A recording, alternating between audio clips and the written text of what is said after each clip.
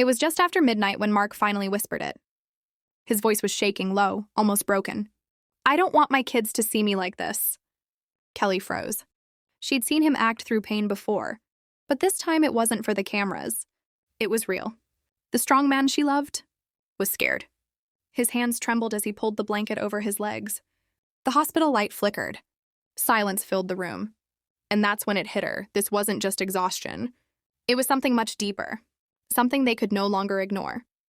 Before we go deeper into their story, if you've ever faced a moment like this or stood beside someone who did, we invite you to stay with us. Subscribe, share your voice in the comments. And know you're not alone. It began with the small things, the quiet signs no one wants to believe. Mark started forgetting words on set. Sometimes he'd trail off mid-sentence or mix up simple lines. Kelly brushed it off as stress. They both did. He worked too hard, slept too little. They laughed about it.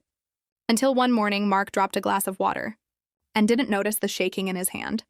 Later that week, Kelly found him asleep on the couch in the middle of the day. That never happened. Then came the cough, persistent, dry, and a pain in his side he couldn't explain. He stopped going for runs. He skipped a dinner event without telling her. And when she asked if he was okay, he looked away. That's when she knew. Something was wrong, and neither of them wanted to say it out loud. Not yet. The appointment was supposed to be routine, just a precaution. But when the doctor walked in with a folder in his hand and didn't smile, everything changed. He didn't waste time. "There's a mass. Lower left lung. It's early, but it's there." The words felt like static. Mark sat still. Kelly's heartbeat filled her ears. The doctor kept speaking and about biopsies, stages, treatments. But all she heard was one word: cancer. The word didn't belong in their life. Not them, not now. Mark nodded slowly, calm, too calm. When they got home, he went straight to their room and shut the door. Kelly stood outside, her back against the wall, shaking. She didn't cry, not yet. That night, Mark sat at the edge of the bed. "I'm not afraid of pain," he said softly. "But I don't want my kids to see me become someone else." Kelly reached for his hand. "You're still their father. No diagnosis can take that away." But she saw it. The fear behind his eyes. The fear of becoming a version of himself that his children wouldn't recognize.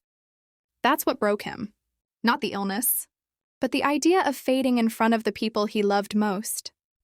The days that followed were filled with waiting. Waiting for test results. Waiting for treatment plans. Waiting for strength. Mark moved slower. He joked less. Sometimes he sat in the backyard for hours, just staring at the trees. Kelly learned how to speak gently, how to say, "Are you okay?" without sounding like she was breaking. Their kids noticed. Lola stopped playing piano. Michael canceled a weekend trip. Joaquin sat closer at the dinner table, like if he stayed near, everything would stay the same. Mark tried to be strong for them. He smiled when they entered the room. But Kelly saw the truth in the mirror each night. He was tired and scared, and through it all, he kept whispering the same line. "I don't want them to see me like this."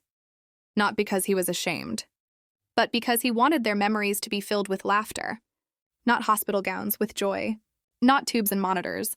He wanted to protect them from the version of life that had suddenly become real. One morning, Kelly found him in the kitchen, holding a mug he hadn't filled. He looked lost. "I forgot what I came here for," he admitted. It was the first time she saw him cry. Not a performance. Not for the cameras. Just a man, facing something he couldn't fix.